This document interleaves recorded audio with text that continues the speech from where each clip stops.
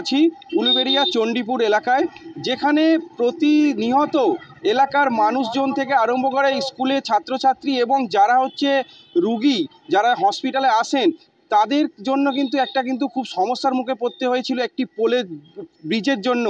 যে ব্রিজে একদিকে দাঁড়িয়ে থাকতো টোটো, আর একদিকে দাঁড়িয়ে থাকতো অটো। একটা অটো পাস করার পর তারপরেই কিন্তু আর একটা অটোকে কিন্তু পাস করানো হতো, ফলে কিন্তু একটা জ্যামের সৃষ্টি হতো। এই যে ব্রিজ, এই ব্রিজের নাকের ডগাতেই কিন্তু রয়েছে এখানে চণ্ডীপুর পঞ্চায়েত। সেই চণ্ডীপুর পঞ্চায়েত কিন্তু এখানে রয়েছে, তার পাশেই রয়েছে কিন্তু স্বাস্থ্যকেন্দ্র, এবং পাশাপাশি একটা জিনিস জানিয়ে রাখবো, রয়েছে 3খানা সরকারি স্কুল এবং বিএড কলেজ। ফলে কিন্তু এলাকার মানুষজন এবং স্টুডেন্টদের কিন্তু বহু সমস্যার সম্মুখীনের মধ্যে পড়তে হয়েছিল। পাশাপাশি জিনিস জানিয়ে রাখবো, চলতি বছরেই কিন্তু এর কাজ কিন্তু সেই ব্রিজের কাজ কিন্তু ইতিমধ্যেই শুরু হয়ে গেছে, এবং সেই কাজ কিন্তু পূর্ত দপ্তর থেকেই সেই কাজ কিন্তু করা হচ্ছে।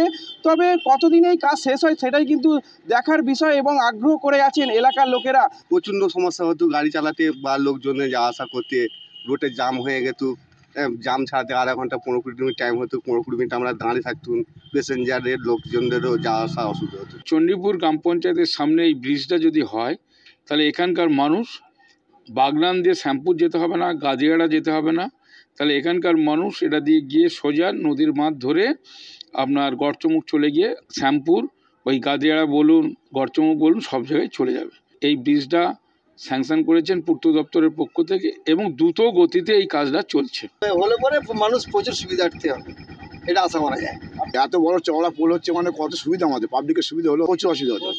স্কুলে যাতে অসুবিধা হতো না, গাড়ি স্কুলে হয়তো অনেকে রিজার্ভ করে অটো মাঝু আসতো দাঁড়িয়ে আছে, এদিকে দাঁড়িয়ে আছে, একদিন পার হলে আসতো, ও চলে গেলে আসতো। আমার শহর উলুবেড়িয়া থেকে রূপম দাস, কলকাতা টিভি।